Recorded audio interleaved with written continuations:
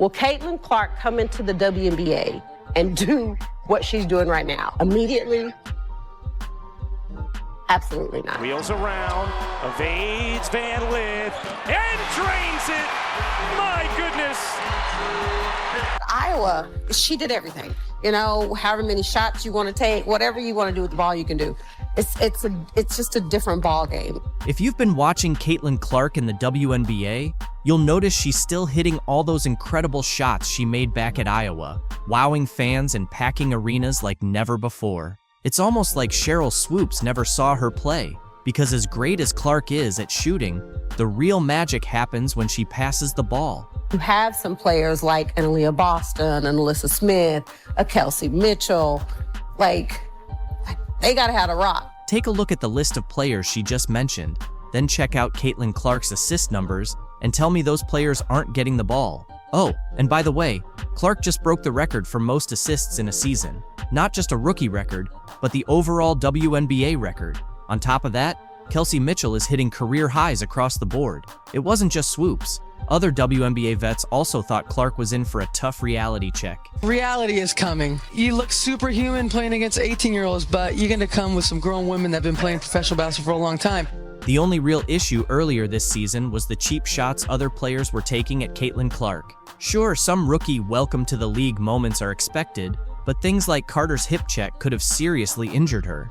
Neck, back, twisted ankle, you name it. Plays like that need to stop for the good of the game and the league's future. Since the players came back from the Olympic break, Clark has led the Fever to their first postseason, ending the longest playoff drought in WNBA history. If we look at the last 12 games, Clark and her talented teammates have gone 8-4, securing the 6th seed. One thing that stands out is how much better she shoots from the left wing, especially off the catch. It's her highest percentage shot, which makes sense since her arm motion aligns better on that side. And the crazy part is, most of these shots are on the move. She rarely has time to just stand still, receive a pass, and shoot. Clark is tough to guard because of her constant motion. She runs off double Ivan screens, snaps back to the ball off a pin down, and the defender makes the bold choice to go under the screen, which triggers a flare cut to the deep left wing. She barely has any space, but still drains the shot. You could see WNBA players wondering why her NCAA opponents weren't guarding her properly. It was like Clark was showing off when she hit her personal best of 7 threes against Brittany Sykes' Mystics. It turns out, stopping Clark from getting her shots off to the left is harder than people think, even for seasoned WNBA vets. And against Diamond D Shields and the Chicago Sky, she hit 2 threes going left, with defenders right in her face. The Fever run some great plays to capitalize on her left side. For example, the cross screen leaves her defender under the screen, first mistake. Then, the handoff causes 2 defenders to get tangled up, and the final screen by Boston leaves Clark wide open to knock down a beautiful shot. When it comes to her passing, Clark is creating over 5 layups per game for her teammates, which is just wild. The biggest beneficiary is Aaliyah Boston. They've got a nice play where Boston slips the ball screen on the left side, then gets a double staggered screen across the lane, allowing Clark to deliver a perfect pass for an easy bucket. In a similar setup, Clark gets a ball screen at the top while Boston uses her body to shield the defender and finishes with a soft touch off the glass. Their bread and butter is the pick and roll. Since Clark draws both defenders, Boston often gets open shots right at the rim. Boston uses her size to spin around smaller defenders for easy layups, and when they reverse the ball screen on the left side, it's the same result. Boston's defender has to hedge because of Clark's shooting threat, but Clark's wraparound pass finds Boston perfectly. She even spins the ball just right so it lands in Boston's hands, allowing her to finish away from the defender. Just perfect execution. They've developed a killer 2-woman game at the top of the key, flattening the other 3 players along the baseline to give them room to operate.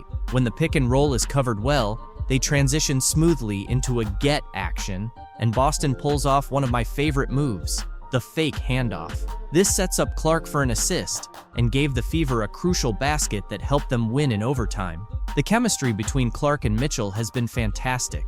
They connect so often on that classic dribble towards the corner backdoor cut play. Clark draws so much attention that Mitchell's defender tends to freeze, and with her speed and explosiveness, Mitchell easily beats her defender. Add Clark's vision and pinpoint passing to the mix, and you get a lot of frustrated coaches on the other side who, despite preparing for this, still get burned. Where they're especially dangerous is in transition. Mitchell is one of the fastest players in the league, and if the defense doesn't hustle back early, Clark is going to find her with one of those signature 50-foot passes for easy layups. Putting pressure on the defense early like that also softens it up, making it easier for Clark to get into her deep shooting game with less resistance. And Angel Reese knows a ring is coming. The trolls are acting without class and are trending on Twitter after LSU star Angel Reese taunted Caitlin Clark with John Cena's "You can't see me" gesture after their win. Not just fans, but also sports commentator Keith Olbermann criticized Reese with a harsh tweet, calling her an I-word and warning her about the backlash that comes with messing with a new star who attracts thousands of new fans to basketball. It all began with these two basketball players, Reese from LSU and Clark from Iowa, becoming household names for sports fans with their record-breaking performances in the March Madness tournament. The NCAA's most valuable players seemed to have a tense relationship, with Reese alleging that Clark had disrespected several of her friends and teammates throughout the tournament. Here's a breakdown of the two stars and their rivalry.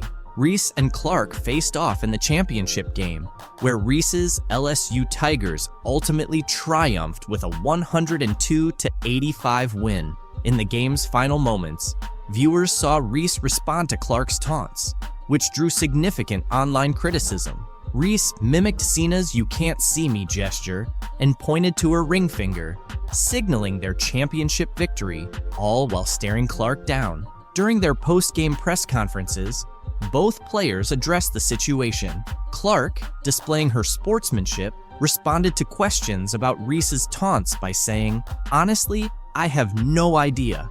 I was just trying to get to the handshake line, shake hands, and express gratitude that my team was in that position." She emphasized the importance of holding one's head high and being proud of their achievements. This is how a star beloved by fans reacts. On the other hand, Angel Reese had a different take. In her post-game interview, Reese acknowledged Clark as a hell of a player, but noted that Clark had disrespected her teammate Alexis Morris during the title game. Reese made it clear that she doesn't take disrespect lightly. Since their post-game interviews, both Reese and Clark have addressed the discussions surrounding their taunts. Speaking with ESPN, Clark defended Reese, saying, "I don't think Angel should be criticized at all. No matter which way it goes, she should never be criticized for what she did." Clark further demonstrated her class, stating, "I think everybody knew there was going to be a little trash talk throughout the entire tournament. It's not just me and Angel." Despite her tearful post-game interview, Clark spoke to ESPN, acknowledging that the LSU Tigers rightfully earned their NCAA championship over her team. "LSU deserved it. They played so well, and like I said, I'm a big fan of hers," Clark said of Reese. Clark's behavior off the court is truly exemplary.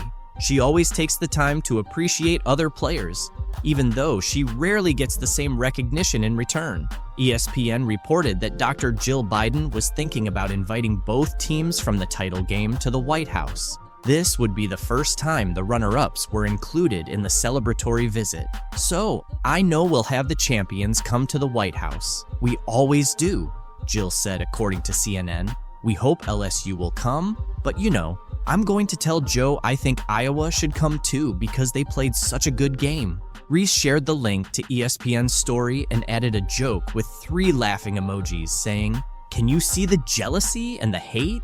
Really need to recognize what's going on, the success of the league, and when it comes to Caitlin Clark, they need to quit being quote-unquote petty and hating on Caitlin. And they just can't do it.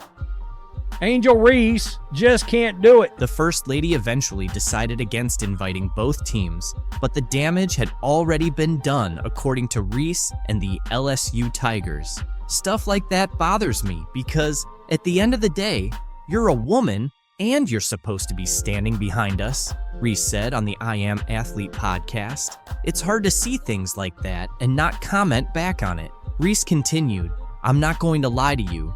I don't accept the apology. You can't take back certain things you say.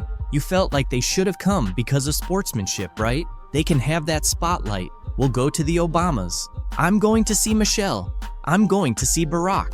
Reese's comments sparked reactions from Caitlyn's fans, who roasted Reese as a result. After the Chicago Sky beat the New York Liberty 90-81 on Thursday night, Reese, a former LSU star, appeared to take a dig at Caitlin Clark in a now-deleted tweet. Reese has been crucial to the Chicago Sky's success, contributing an impressive 35 points in 2 of the first 3 victories of the season. Following their latest win, Reese tweeted, "And that's on getting a win in a packed area, not just because of one player on our charter flight," which many speculated was aimed at Clark, the standout rookie for the Fever. Clark's transition to the professional level has undeniably contributed to the growth of the WNBA, bringing in charter flights for the league. Several basketball fans did not take kindly to Reese's comment. One fan mocked her college GPA, saying, "That 1.8 GPA showing LOL," while another said, "Angel should be thankful to Caitlin Clark because she's the main reason behind the great attention the WNBA's getting right now. She should be more grateful." Others looked forward to June 1st when Reese would face Clark's team, with one fan asking, "Why is she so obsessed with Clark? I haven't seen Clark bring up Reese once." Other fans labeled many women players as haters of Clark, noting, "It's truly amazing how much these women hate Clark, LOL." Reese's profile rose because of the rivalry. Otherwise, she might have been just another WNBA player. One fan even challenged the vague meaning of her tweet, saying, "What did she say? I read the tweet 10 times and still can't understand what she's trying to say." Despite the intense competition and scrutiny surrounding their games, Reese has tried to show some respect for Clark. In April's highly anticipated LSU-Iowa March Madness matchup, Reese clarified that there was no animosity between her and Clark. After LSU's loss to Iowa in the Elite Eight, the 2 players shared a hug in the handshake line, with Reese whispering encouraging words to Clark. Reese revealed that Clark told her to continue being a great player, and Reese reciprocated by encouraging Clark to keep elevating the game and win it. This moment highlighted the respect and admiration they have for each other as athletes, despite their fierce competition on the court. Both players have admitted that their rivalry isn't personal. Reese explained that outside the game, they can be friendly and supportive of each other. She acknowledged that people often misinterpret their competitive nature as hatred, but in reality, they respect each other and understand the nature of the game. However, recent events paint a different picture. Reese recorded an impressive stat line with 17 points and 20 rebounds in 36 minutes before fouling out with under 2 minutes left in the 4th quarter. On the other hand, Clark delivered a stellar performance, finishing with 41 points, including 9 3-pointers, 12 assists, 7 rebounds, 2 steals, and 1 block, leading Iowa to the Final Four. It is still a team game, and but I'm rooting for Caitlin because I've been in that seat before. I've walked that road before. I hope she kills. LeBron James has chosen to focus on the positive impact Caitlin Clark is having on the WNBA in her rookie season, despite the early struggles and criticism faced by players like Angel Reese. James praised Clark for boosting interest and viewership in women's basketball, highlighting her significant contributions to the sport's growth. "The one thing that I love that she's bringing to her sport is that more people want to watch, more people want to tune in. Don't get it twisted. Caitlin Clark is the reason a lot of great things are going to happen for the WNBA," James said. James is absolutely right. Clark's impact is substantial. She is a major reason behind the increased viewership and support for women's basketball. Her arrival in the WNBA has led to more nationally televised games and the introduction of charter flights for WNBA teams, changes that players like Angel Reese might not like because they envy Caitlin's stardom. Share your thoughts about Clark's growing stardom in the comments below. When Caitlin walked into the Indiana training camp, the excitement was palpable.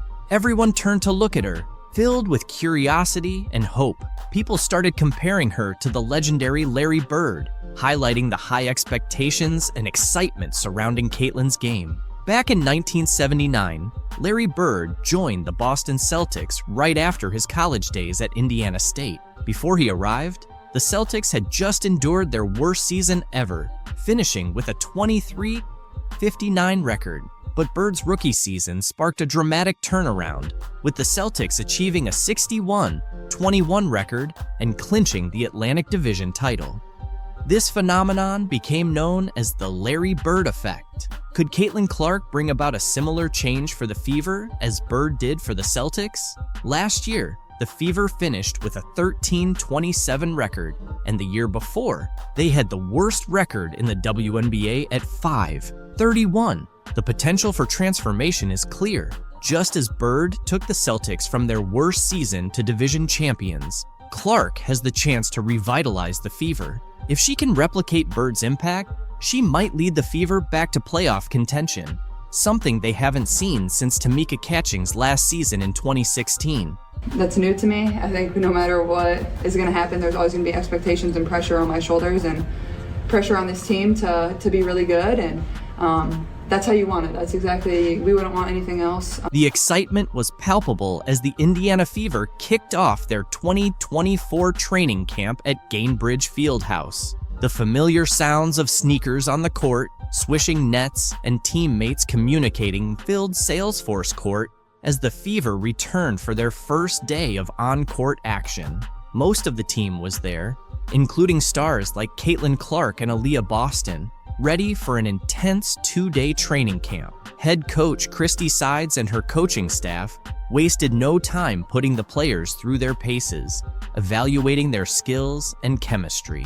For Clark, this was her first official practice as a professional player, and she didn't disappoint. She showed the same talent and determination that earned her accolades in college, eager to make her mark in the WNBA. Despite the challenges and whirlwind of recent months, Clark was grateful for the opportunity to be back on the court with her teammates. I say I'm a pro by any means, but it's been fun. I think it definitely has a big city feel, but at the same time, it feels small and it's easy to get around. I mean, I'm staying mostly in downtown Indianapolis. I'm not driving everywhere yet. As the Fever geared up for their preseason games, Clark felt the pressure and excitement of playing at the professional level. She seemed ready to see what the team could achieve, confident in their abilities. Caitlin Clark is set to make her WNBA debut with the Fever in the 3rd week of May, but she wants to remind everyone that she's human, not a magician. As the top pick in a highly anticipated WNBA draft class, the weight of expectations is heavy, but she's handling it well. She's urged people not to expect miracles right away, emphasizing the importance of giving herself grace as she transitions to the pros. Clark acknowledges that perfection isn't realistic and that there will be challenges. She's not aiming to score 40 points per game from the start. Instead, she plans to learn from her teammates, enjoy the journey, and stay true to herself. The excitement around Caitlin is so strong that even her workout sessions have become viral sensations. During her first Indiana Fever workout on Tuesday, a 15-second clip of her shooting around quickly gained traction online. As the #1 pick in the recent WNBA draft, Clark showed her skills by going a perfect 5 for 5 in the video. This impressive performance follows her remarkable college career, where she became the NCAA's all-time leading scorer with 3,951 points at Iowa. Fever's training camp has captivated fans more than ever. During a scrimmage, Caitlin impressed everyone by dribbling past a male player and nailing a three-pointer. A fan posted a video of the play online, dubbing it, "Caitlin Clark broke his ankle." Due to how she faked out her opponent, teammate Erica Wheeler cheered her on with a playful "bye-bye boy" as the guy tried to keep up and nearly twisted his ankle. Dick's Sporting Goods even chimed in on social media, praising Erica for her support. Erica, who has been playing in the WNBA for 9 years, has been a big fan of Clark's from day one. Despite being a star and the top pick by the Fever from Iowa, Clark is still considered a rookie. Erica noted, She's one of the best players in the world right now, but she's so humble. She's always asking for advice and trying to improve. Clark understands there's a big difference between college and professional basketball, but she's ready for the challenge. She's excited about the faster pace of the WNBA, saying it suits her style. The coaches here have been watching me for a while and have some great plays lined up, Clark said. I feel like I'm in good shape since I just played in the NCAA championship game. She's been keeping busy with basketball and feels confident and ready to make her mark in the WNBA. As Caitlyn's fame continues to rise, Indiana is also seeing a boost in new advertising partnerships. The Indiana Fever, influenced by Caitlin Clark's selection, recently signed a major ad deal with Indiana-based pharmaceutical company Eli Lilly. This partnership introduces jersey ads to the WNBA, following a trend seen across various professional sports leagues. Starting the season, Eli Lilly's logo will appear on the left shoulder of Fever jerseys, highlighting the growing collaboration between sports and business in the state. Pacers Sports and Entertainment CEO Rick Fuson expressed excitement about the partnership, emphasizing its potential to bring attention to important issues such as support for female athletes and community health initiatives in Indiana. Edub compared Indiana to Hollywood when we talked to her. I know excitement has kind of followed you for a little while, but I'm curious your spin on that and Indiana in particular. I'll agree with Edub there, I guess. I don't know. The excitement surrounding Caitlin Clark is unprecedented, and fans are eager to see her off the court just as much as on it. Fans are gearing up to watch Caitlin Clark make her WNBA debut this Friday, with the Indiana Fever set to take on the Dallas Wings in a preseason game. Despite being an exhibition match, ticket prices have surged, even surpassing those for a crucial NBA playoff game in Clark's new hometown. As of Wednesday afternoon, the cheapest ticket for the Fever vs. Wings game was a whopping $595 on TickPick. Located in Section 209, Row MM at the College Park Center in Arlington, Texas, including all fees. These prices are comparable to many regular season NBA tickets, and notably higher than the entry price for Thursday night's Pacers-Bucks NBA playoff game at Gainbridge Fieldhouse in Indianapolis, which stood at $36 for the cheapest ticket on TickPick. The high ticket prices for the Fever Wings game can be attributed to the limited seating capacity at the College Park Center, which can only accommodate around 7,000 spectators. This situation has prompted several WNBA teams to upgrade their arena arrangements in anticipation of matches against the Indiana Fever. The Fever, in turn, hosted all their games that season at Gainbridge Fieldhouse after previously playing at the smaller Indiana Farmers Coliseum. Other WNBA teams, like the Las Vegas Aces and Washington Mystics, also shifted their home games against the Fever to larger NBA-sized arenas to meet the demand from fans. The WNBA's Dallas Wings experienced a historic moment as they sold out season tickets for the first time in the franchise's history just before their preseason opener against the Indiana Fever on May 3rd. The anticipation surrounding Caitlin Clark's debut with the Fever fueled a surge in ticket demand, driving up sales for the Dallas team. Individual ticket prices for Clark's preseason debut ranged from $210 to $350, with some exceeding $1,000 in certain sections, according to UTA Tickets. The Wings also saw a significant increase in overall ticket sales revenue, with a staggering 220% rise, including an impressive 1,200% surge in individual ticket sales revenue, according to the Dallas Morning News. This surge highlights the profound impact of Clark's presence on both the Fever and the wider WNBA community, sparking unmatched excitement and engagement among fans. And here is the women's basketball world choosing to reject the attention that is finally coming their way by rejecting Caitlin Clark. The WNBA has really missed out by passing on Caitlin Clark. She's not just any rookie, she's the most exciting thing to happen to the WNBA, NCAA, and women's basketball in general. But here's an intriguing twist. She got left out of the Team USA women's basketball roster. Talk about a major surprise for 2024. Look, let's be honest. Most people didn't even know they had women's basketball in the Summer Olympics. Now you have a chance to do this, and you don't take it, so here.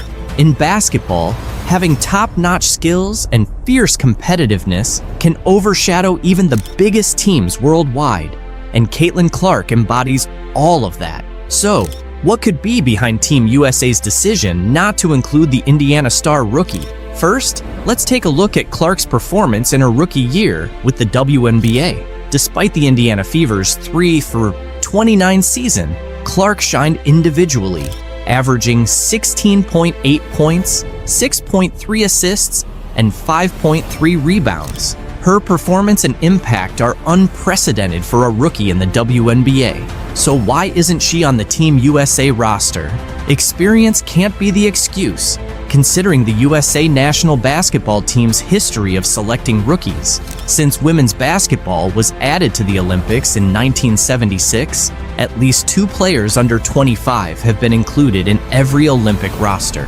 The youngest ever to play for the USA women's team was Nancy Lieberman at 18 in 1976. In the Tokyo Games, the youngest were Asia Wilson and Nafisa Collier, both 24. Additionally, there's a precedent for including the top WNBA draft pick in Olympic years, such as Diana Taurasi in 2004, Candace Parker in 2008, and Breanna Stewart in 2016. The U.S. team didn't include Ndamukadi Agwumaike in the lineup back in 2012, even though she was with Los Angeles and now Seattle. Now, Caitlin Clark finds herself in a similar situation.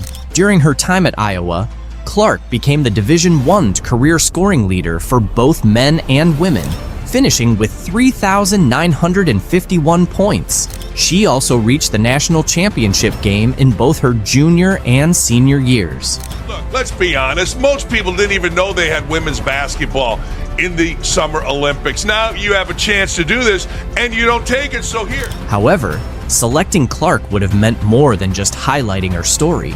It would have introduced Olympic viewers and readers, many of whom aren't avid sports fans or haven't seen a women's Olympic basketball game, to the entire U.S. team. If you hadn't seen Breanna Stewart in her previous Olympic appearances, you would have tuned in this summer because of Clark's star power. The same goes for Brittany Griner. If she's healthy, she won't be there, and thus, many fans won't follow, as they usually don't. Imagine the global interest Clark could have generated, with reporters and fans from around the world watching her make stunning plays and signing autographs. Little girls in Europe and Africa might have been just as captivated as those in the USA.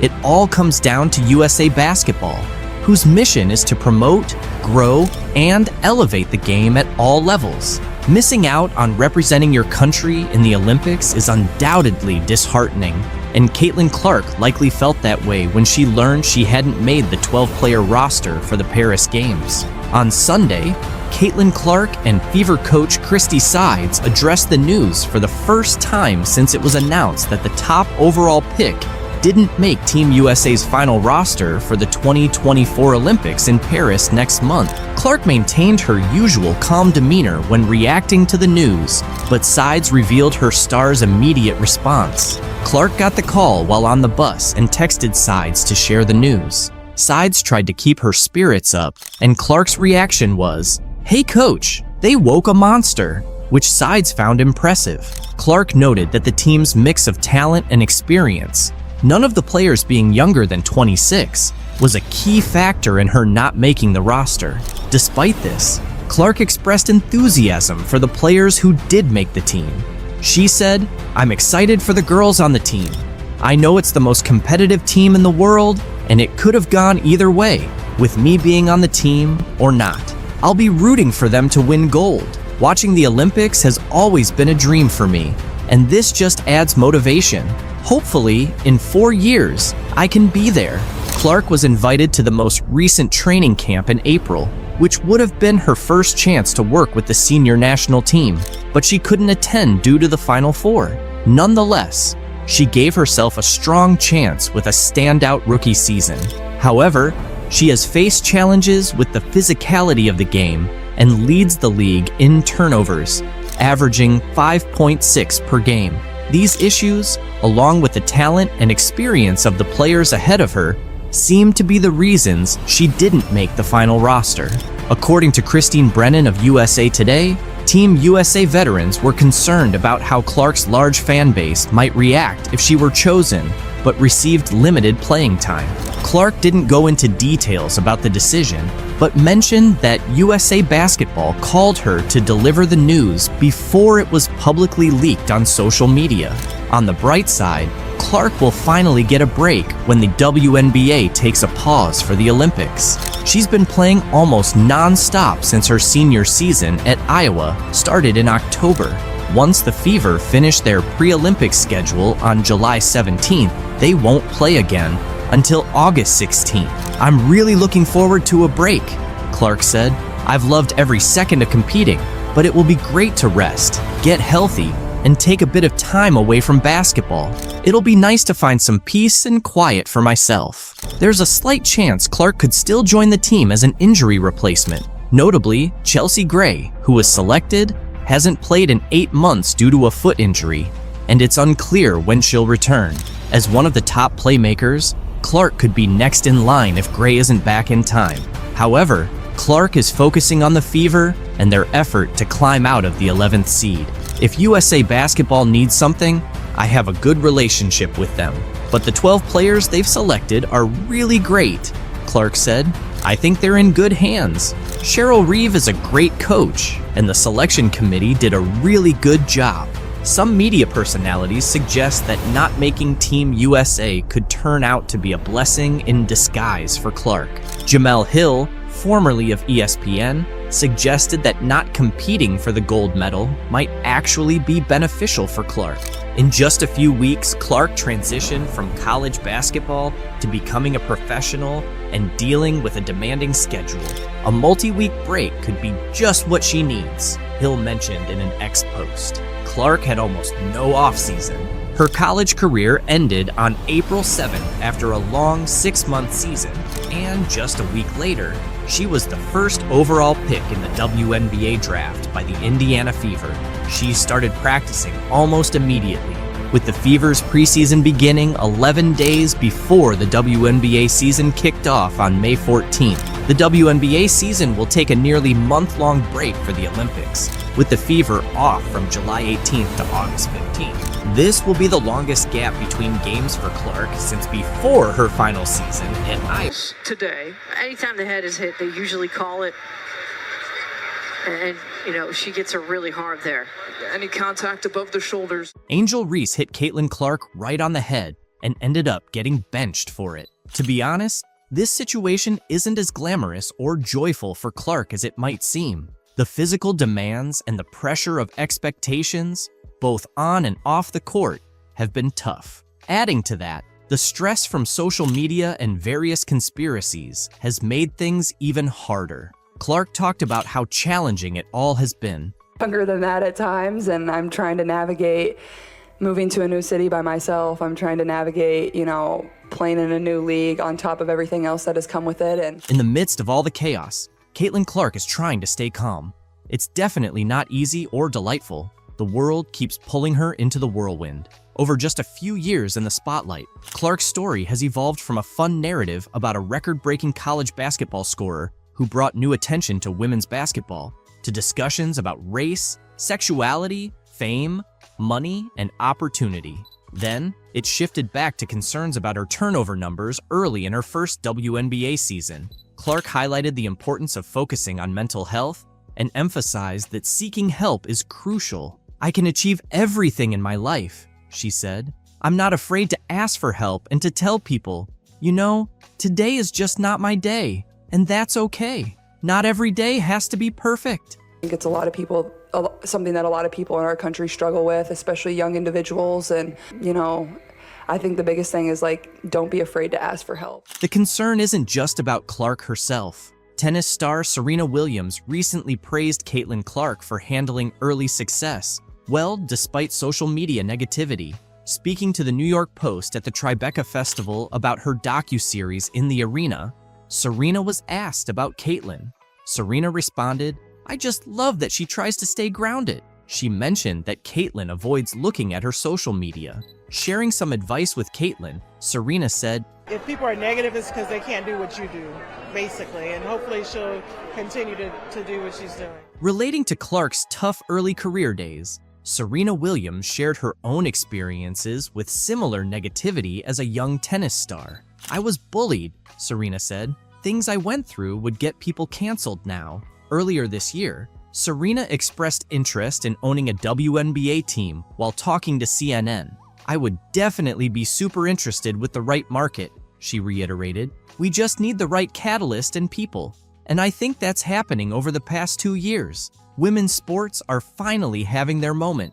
Big stars like Serena recognize Caitlin Clark's unprecedented rise to fame. She's one of the most popular athletes on the planet, and she hasn't even played her first WNBA game. In her first 14 games, Clark is on track to win Rookie of the Year, averaging 15.6 points on 36.7% shooting, 32.2% from three, 4.9 rebounds, and 6 assists. However, she's also facing intense physicality and committing a league-high 5.5 turnovers per game. Amid all the attention, fans are concerned about her mental health and well-being. Being famous has its perks, but at just 22 years old, there's worry about whether Clark can handle the long-term pressure. In ESPN's Full Court Press series, Clark admitted she sometimes wishes she were normal, because all the attention and press can be draining. "There are days when you don't want to talk to everyone," Clark said, "but someone comes up to you, and this is their 10-second interaction with you, so you better smile and be kind. But sometimes, you just want to be normal." Despite the pressure, Caitlin Clark seems to be handling it well so far. But with her fame expected to rise, fans are concerned about her mental health. Life as a celebrity has its downsides, but the pros often make it worth it. At 22, Clark's exciting journey in the world of basketball and celebrity continues. The latest chapter took place on Sunday in front of a sold-out crowd at Gainbridge Fieldhouse in Indianapolis. There, she faced Angel Reese, a Chicago Sky rookie familiar with high-profile showdowns against Clark. They had a heated battle in the 2023 NCAA National Championship game, where Reese's LSU Tigers defeated Clark's Iowa Hawkeyes, famously mocking Clark's "you can't see me" hand motion. Clark and Iowa got their revenge when they knocked out Reese and LSU in this year's Elite Eight in April. Attendance and merchandise sales spiked, and everyone assumed the latest Clark-Reese game would set viewership records. "I think it's the emotion and passion we play with," Clark said. "That's something that wasn't always appreciated about women's sports. And it should be. It makes it fun. We're competitors. And that's how the game should be. It's going to get feisty and physical, but both teams are just trying to win." In their second professional meeting, the Fever earned a 91-83 win, with Clark delivering her best all-around performance of her 15-game career. She scored 23 points on 11 shots, adding 9 rebounds, 8 assists, and 2 blocked shots. In a dramatic turn, Reese hit Clark across the head, sending her to the floor as she attempted to block Clark's layup in the third quarter, earning Reese a flagrant foul. Clark's reaction was unexpectedly composed. "What's going through my mind is, I need to make these 2 free throws," she said. "That's all I'm thinking about. It's just part of basketball. It is what it is. She's just trying to make a play on the ball and get the block. It happens.